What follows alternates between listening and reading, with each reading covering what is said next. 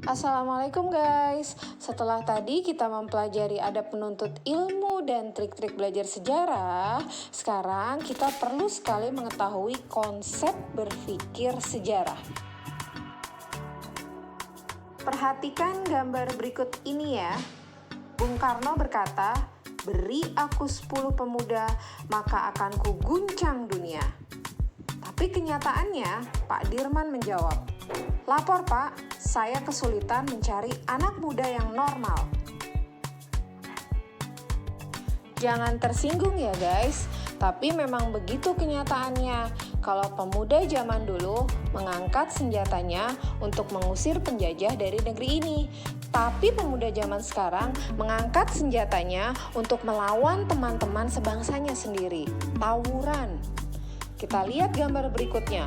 Pemuda zaman dulu menegakkan bendera merah putih di negerinya, tapi pemuda zaman sekarang mengangkat tongsisnya untuk selfie bersama-sama. Bagaimana pemuda zaman sekarang bisa mengguncang dunia kalau begitu kelakuannya?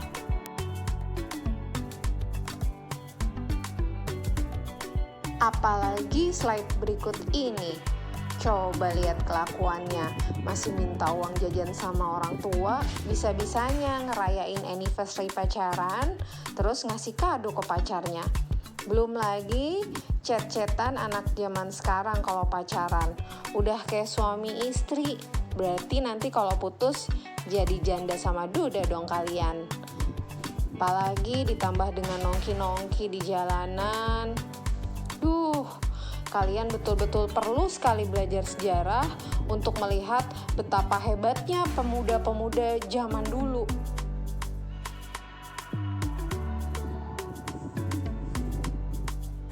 Jadi, apa guna belajar sejarah? Yang pertama, kita dapat mempelajari peristiwa besar yang pernah terjadi di masa lalu. Yang kedua, kita menganalisa sebab akibat dari terjadinya peristiwa tersebut.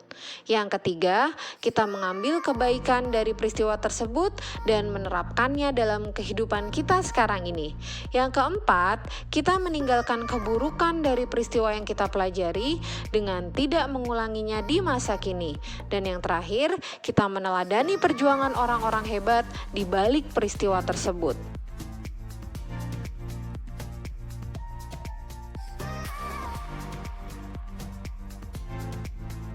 Jadi begitulah konsep dari berpikir sejarah. Kita mempelajari sejarah itu bukan menghafal, tapi kita mempelajari dengan seksama peristiwa-peristiwa yang telah terjadi di masa lalu dan mengambil hikmah dari peristiwa tersebut. Karena pada dasarnya sejarah berasal dari bahasa Arab syajaratun yang artinya pohon kayu, keturunan, asal-usul, atau silsilah. Dalam bahasa Belanda, geschiedenis yang artinya sesuatu yang telah terjadi.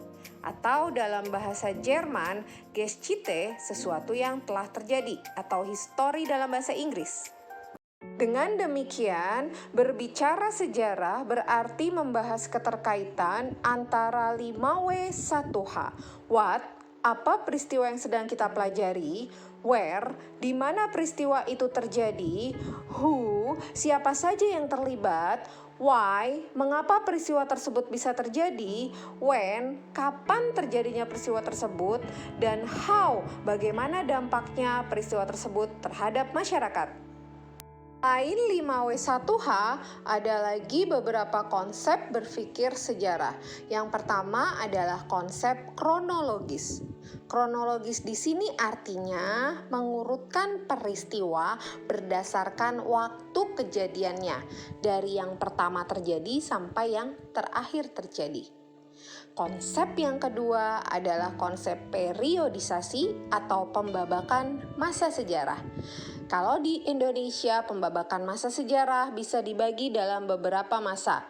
Pertama, masa prasejarah. Kedua, masa kerajaan Hindu, Buddha, Islam. Ketiga, masa kolonialisme penjajahan. Keempat, masa pergerakan dan kemerdekaan. Dan yang kelima, masa kemerdekaan. Itu contoh periodisasi. Yang ketiga adalah konsep berpikir diakronis, yaitu memanjang dalam waktu.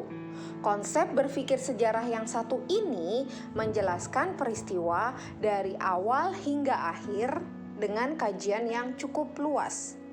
Di dalam konsep diakronis terdapat perbandingan antara satu kejadian dengan kejadian yang lain. Contohnya, misalnya kita menjelaskan masa Orde Lama, kita bisa membandingkan antara masa awal kemerdekaan, masa demokrasi liberal, dan masa demokrasi terpimpin. Itu berpikir diakronis. Yang keempat adalah konsep berpikir sinkronis atau sempit dalam waktu. Ciri-ciri berpikir sinkronis adalah menjelaskan inti satu dari peristiwa, kajiannya sempit, waktunya hanya di masa tertentu, tapi dibahasnya secara detail.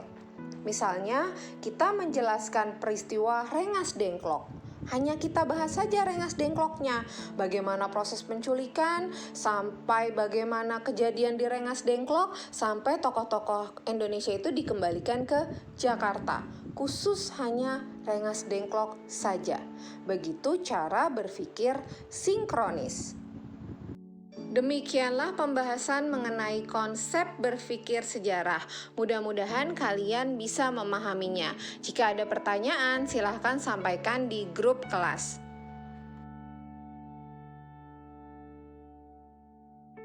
Menutup materi kita kali ini, Ibu mengutip kata bijak dari pendiri bangsa kita, Insinyur Soekarno. Jas merah, jangan sekali-kali meninggalkan sejarah. Dengan mempelajari sejarah, kita dapat mengambil banyak kebaikan untuk masa depan yang jauh lebih baik. Demikian, barakallahu fikum. Assalamualaikum warahmatullahi wabarakatuh.